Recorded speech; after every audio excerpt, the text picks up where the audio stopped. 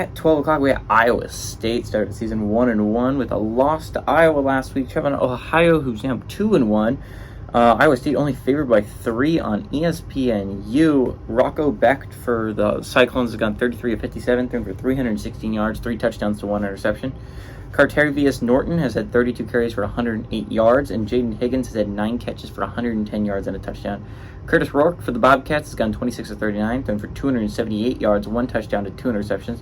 Cy Bangura on the ground has had 51 carries for 217 yards, and Tyler Walton has had 12 catches for 128 yards and a touchdown. Iowa State's 8-0 against Ohio all-time, ranging from 1962 to 2022. There's only been one game that was one possession in this stretch of time. That was in 2001. So I think what's really interesting here is I don't think Iowa State played all that awfully against Iowa. Iowa's a good football team, and they kept it close and only lost by, I think, 6-7 points at the end of the Iowa State game. That was a closer game than I thought it would be. I don't think Iowa State played all that awfully, and yet they're only favored against 3 points against Ohio. I get it's at Ohio, so at least there's some home field advantage there. But Ohio is a 2-1 squad, I guess. Their only loss to San Diego State. San Diego State's not a bad football team. That was a close game.